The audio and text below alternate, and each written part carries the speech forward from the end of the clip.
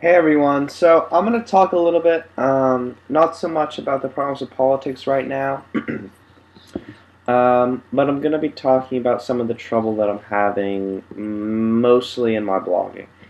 And the problems I'm having is that I'm having a really hard time summarizing my weeks with Ralph and summarizing the work that I'm doing with him in writing. The problems that I'm having are how do I insert substance into my blog posts? How do I really get good content out to you guys while still making sense, being coherent, and covering everything that Ralph and I have covered?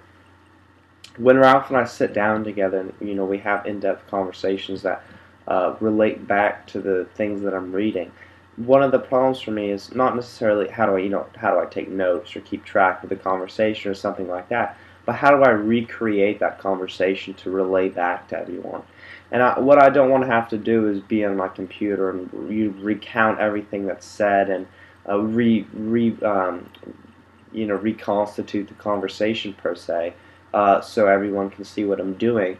But my problem is how do I summarize that conversation, squish it down into bite-sized pieces to write up and post on my blog.